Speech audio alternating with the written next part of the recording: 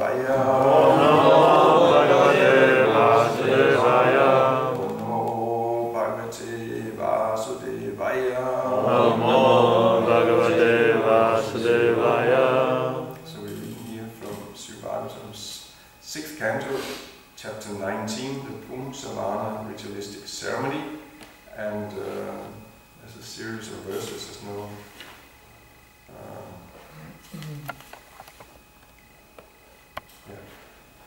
there is nothing on the board. So I can see. I'll just finish the book. Sorry. There's a series of verses with no purport, then there's a verse with a purport, and then there's a last verse without purport, and that's the end of the 6th canto. So why not finish it? Yes. So, Vishnu, this is text 19 and 20. Vishnu vratam idam vibran na vihan yad katanchana vipran striyo vipavrati srakanda alimandanai ajat aha bhajya devam niyamam astitan udvasya devam svedamni tanni veditam akrataha adyat atma visudyatam sarvakama samridyaye. One should accept this Vishnu Vrata, which is a vow in devotional service, and should not deviate from its execution to engage in anything else. By offering the remnants of prasad, flower garlands, sandalwood pulp, and ornaments, one should daily worship the brahmanas and worship women who peacefully live with their husbands and children. Every day the wife must continue following the regulated principles to worship Lord Vishnu with great devotion. Thereafter Lord Vishnu should be laid in his bed, and then one should take prasad. In this way, husband and wife will be purified and will have all their desires fulfilled. Itena puja vidina masandradashahayanam na nitvato paramet sattvi kati ke charamehani. The chaste wife must perform such devotional service continuously for 1 year. After 1 year passes, she should fast on the full moon day in the month of Kartik, October, November. Svodute pa upasprisham Krishnam abhyacha purvavat payam shritena yuyat charuna sahasarpisham paka yagya vidanina dvadasai bahuti pati. On the morning of the next day, one should wash oneself, and after worshipping Lord Krishna as before, one should cook as one cooks for festivals as stated in the Kriya Sutras. Sweet rice should be cooked with ghee, and for this preparation the husband should offer oblations to the fire 12 times.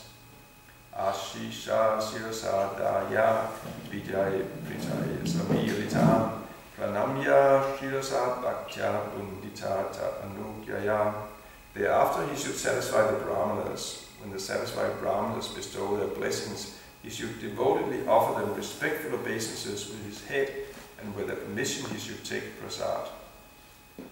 Acharyam agrata kripva vakyata sahabandubi dadyat patyai charo shesham supradyastam susauvagam.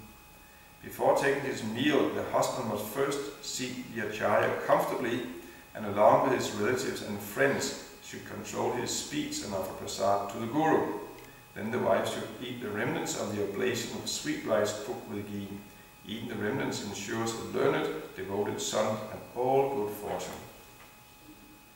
Etat charitva vidyatam vibor abhisitaratam labate puman viha Sri chaita astaya labeta sauvagam shriyam pradyam diva patim yasho griham. If this vow or ritualistic ceremony is observed according to the description of Shastra, even in this life a man will be able to achieve all the benedictions he desires from the Lord. A wife who performs this ritualistic ceremony will surely receive good fortune, opulent sons, a long-living husband, a good reputation and a good home. Purport. In Bengal, even today, if a woman lives for a long time with her husband, she is considered very fortunate. A woman generally desires a good husband, good children, a good home, prosperity, opulence, and so on. As recommended in this verse, A woman will receive all these desirable benedictions, and a man will also be able to receive all benedictions from the Supreme Personality of Godhead. Thus, by performing this particular type of rata, a man and a woman in Krishna consciousness will be happy in this material world, and because of being Krishna conscious, they will be promoted to the spiritual worlds. Then there are exactly three verses in translation. Anya cha vindita samak lakshanam patim chavira hata kilpisam gatim mita padyadi vasvata daniswari sudurvaga subaga rupam akyam vinda virupa virodya vimuchyate ya amaya vindriya kalya deham itat pathanna byudaye cha karmani ananta tripti pitri deva thanam tushta prayanchanti samasta kaman oma vasane hutabuk sri harishya radyan mahan marutam janma punyam diteratam tabi itam mahate. If an unmarried girl observes this rata, she will be able to get a very good husband. If a woman who is avira, who has no husband or son, executes this ritualistic ceremony, she can be promoted to the spiritual world. A woman whose children have died after birth can get a child with a long duration of life, and also become very fortunate in possessing wealth. If a woman is unfortunate, she will become fortunate, and if ugly, she will become beautiful. By observing this rata, a deceased man can gain relief from his disease and have an able body with which to work. If one recites this narration while offering oblations to the Pitas and demigods, especially during the Shraddha ceremony, the demigods and inhabitants of Pitruloka will be extremely pleased with him and bestow upon him the fulfillment of all desires. After one performs this ritualistic ceremony, Lord Vishnu and his wife, Mother Lakshmi, the goddess of fortune, are very pleased with him. O King Pariksit, now have completely described how Diti performed this ceremony and had good children, the Marus, and a happy life. I've tried to explain this to you as elaborately as possible. Thus end the Bhaktivinoda purports of the 6th canto, 19th chapter of the Srimad Bhagavatam, entitled Performing the Pumsavan Ritualistic Ceremony. End of the 6th canto.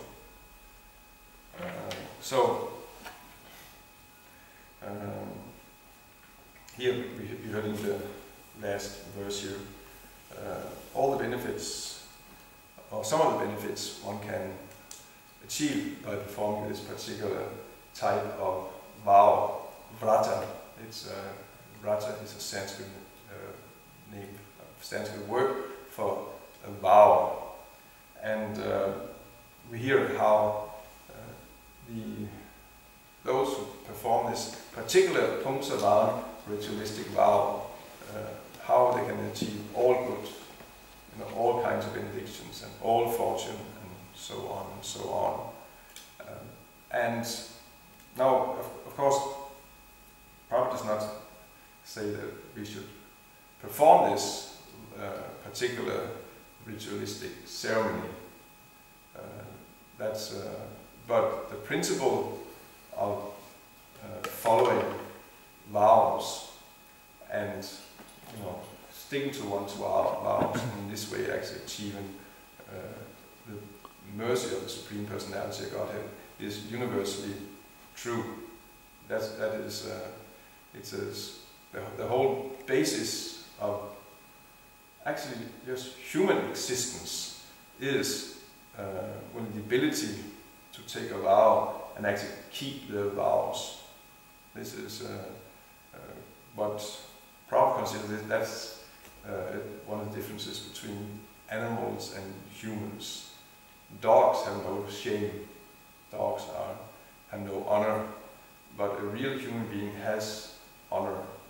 So if one makes a promise but is not able to fulfill it, or doesn't fulfill it, doesn't stick to that promise, stick to that vow, then Prabhupada would say, then this is like a dog.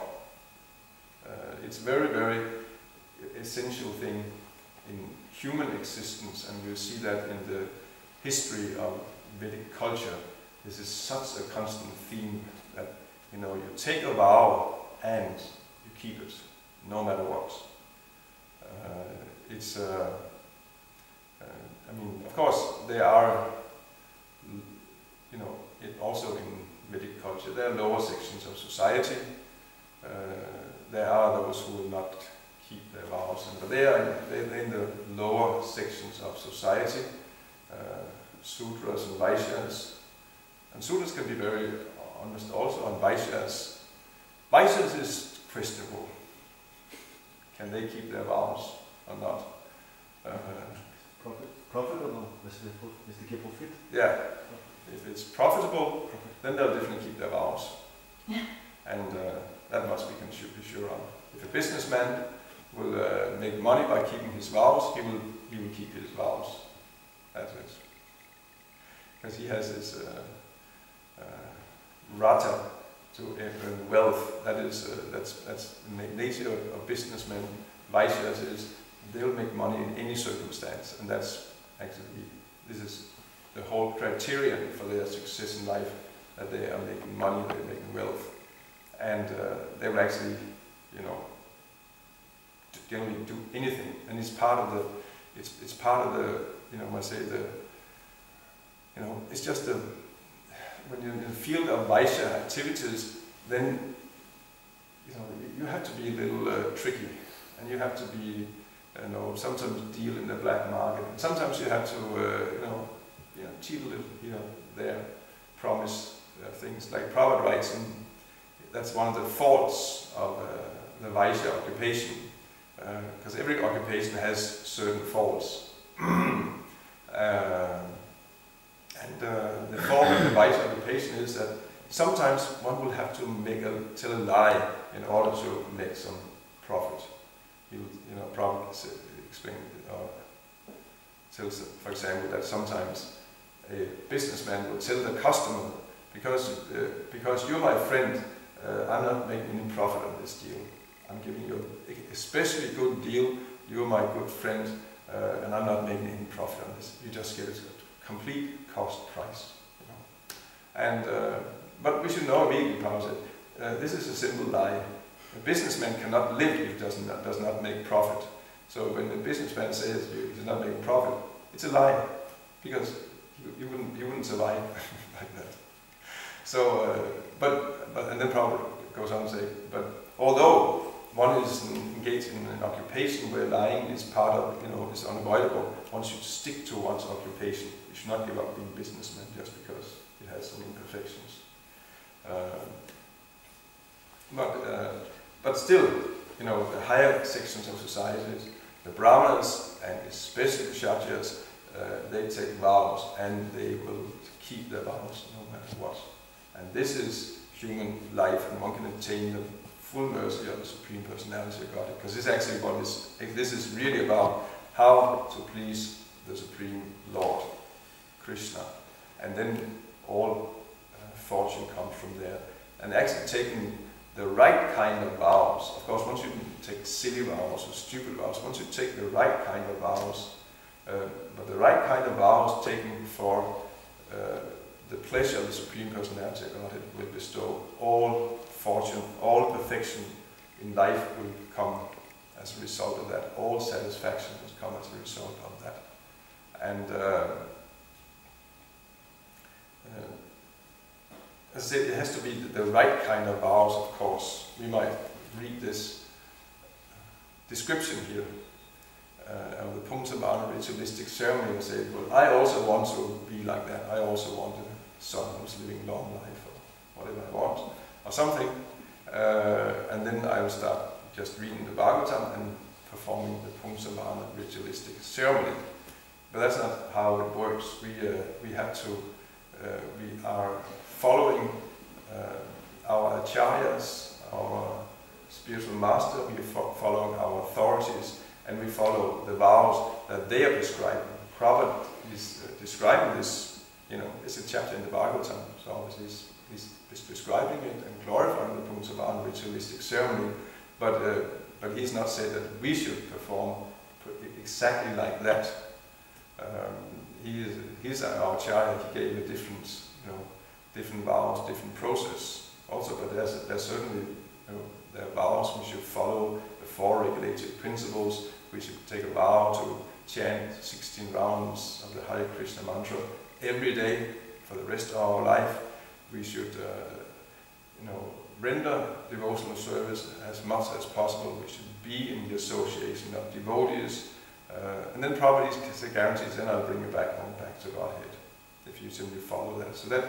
So that's that's a vow that Prabhupada has told us to do. We should take a vow within this, according to his instruction, and then all perfection will be there. But the principle of taking vow is, we cannot achieve perfection in life if we do not are not able to keep vows. We should take vows. Sometimes someone is afraid of also taking a vow, but what if we cannot keep it? But that's not also a conclusion. That's another form of dog life. Dogs don't keep vows because they don't take vows in the first place. So someone might be so afraid, why I'll not take any vows because I cannot fulfill. No, one should actually take proper, take vows, take goals. I'm gonna do this because this is the way to achieve my goal, which is to go back to Godhead, to develop love for Krishna. So I'll take a vow and then I'll stick to that, and that will guarantee. I'll get the full mercy of Prabhupada, my spiritual master, and the Supreme Personality of Godhead. But of course, one has to be sure when one takes vow that one can keep them. And one can. It's not the vows that we have been asked to take. They're not impossible to keep. We can actually keep them, all of them. We can follow 4 regulative principles. We can chant 16 rounds a day. These are. It takes determination. It's a substantial thing, but it's doable. It's doable. Many others are doing it. Why can't we? Of course we can do it if we want to. But it has to be one's actual determination. I want to. So this principle of taking vows is, of course, very, very relevant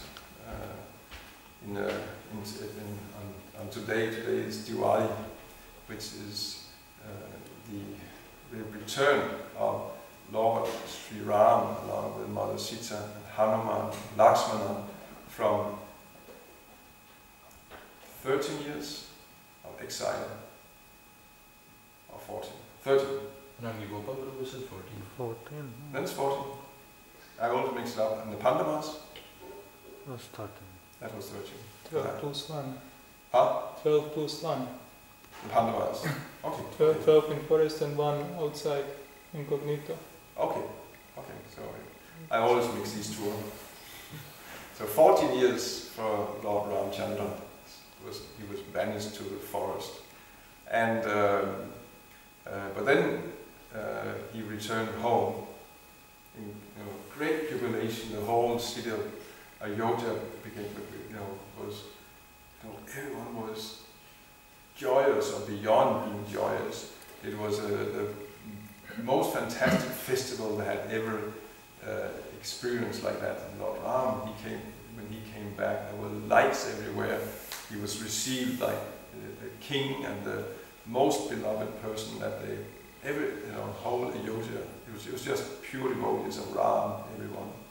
And so that's it's a day of great celebration, and therefore also we plan to have lights everywhere in the temple room and like that. Well, not everywhere. Wherever there can be plates. Okay. And then we'll discuss something on Ram and Ramayana and Ram Lila, and that is the theme in this of taking vows, and especially keeping the vows is that's the theme of the whole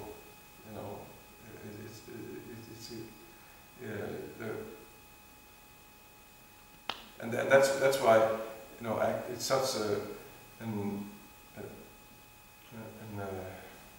attractive and amazing history or narration, the Ramayana, because the plot itself, you might say, it's also dramatic, but it doesn't even have a very happy end. There's so much misery and suffering and tragedy in there.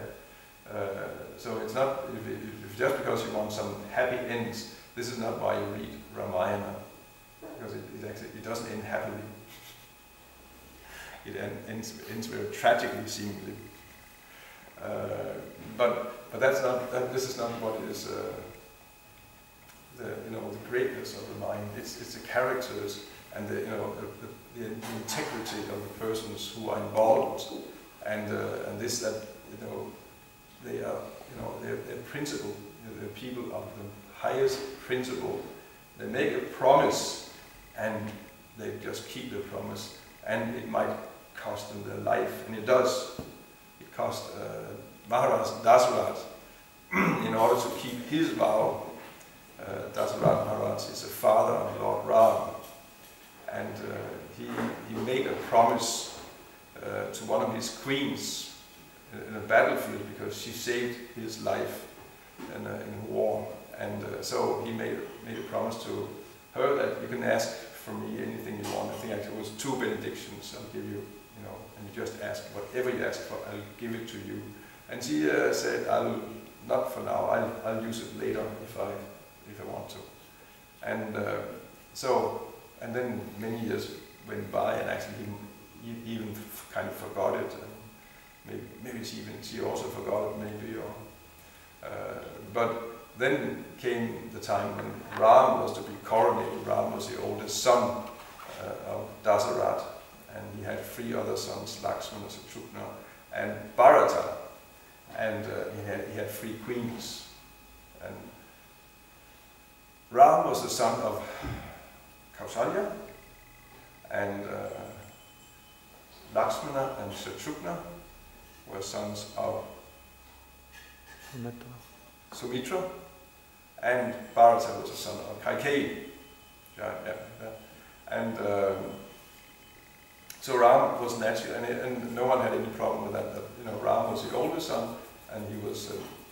They were all extremely qualified because they were all. Ram is actually the supreme personality of Godhead. He's Krishna. He's Krishna directly as the perfect king, and Lakshmana and Shatrugna and Bharata, they are also his expansions. So they're all astoundingly qualified, and no one had any problem with. Everyone was looking forward to the day when Ram would become the king, and then Maharaj Dasarath could withdraw. That is the normal system when when the king reaches a certain age, and his prince and his eldest son is now grown up, is able to take over as a king. Then the king will withdraw. The king is not meant to sit the whole life being king until he drops dead. 50 years of age, then there should be a son who can take over. And of course Dasarath was looking forward to that, and he was happy it was Ram who should be next king. And he informed that on that evening that tomorrow, Ram, I'm going to coronate you as a new king. And afterwards he announced it to everyone and like that. But then, as we know, Kaikeyi, who was the mother of Bharata and the queen that Dasarath had given this vow to, she became influenced by actually a hunchback maidservant, old maidservant, who was kind of crooked. Yeah, she was crooked and envious and like that. She was actually, was Mandara, was her name? Mantara. Mantara, okay. I had to refresh all the names, especially if I speak tonight in front of Indians and have to get the names right. I also want to take them seriously. probably not take me seriously anyway.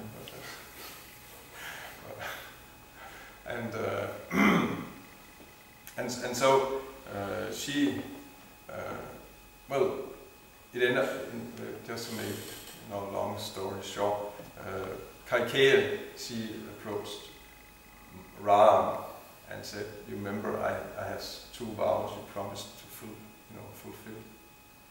Dasarath. She approached Dasarath. Yeah, sorry, Dasarath. She approached Dasarath and said, "I have 2 vows. You remember?" And Dasarath said, "Yes, I remember. What would you like?" And then she said, "I want that Bharata, my son, should become king, and that Ram should be banished to the forest for 14 years. That's what I want." And Dasarath, when he heard that, he was like struck by lightning. He got mad and things like that, because it wasn't a palace with politics back then. It wasn't that. Bharata himself was not conspiring against Ram. He was, and he was actually gone on a trip. He was not there, which probably was a mistake that Dasarath made. He should have waited till Bharata was back home. But of course, then the Ramayan would not have happened if he hadn't made that mistake. So that's a transcendental thing. But Bharata wasn't there to stop his mother. His mother somehow got the idea that of course, for personal ambition, and my son will be happy. But it turned out his son was not at all happy. He had completely rejected his mother. So I only want to see you after this ever again. You're not my mother. But Dasarath, when he heard that, then he fainted, and he was saying, "What? How can you?" But she said, "This is what I want." And Dasarath said, "But that will kill me." But that, anyway, it didn't matter. That Dasarath, he said, "If that's a promise I've made, and then I'll keep my promise." And he did it. There was no question of backing back on the promise. He kept it, and he died, because it was the sorrow and the shock that was caused by the banishment of Ram. Just within a few days, he was actually, he was a big, strong man. Dasarath he was known as Dasarath because he was the greatest warrior and fighter ever seen practically. He would fight in 10 directions at the same time. When he was fighting, it was looking as there were 10 Dasarath fighting.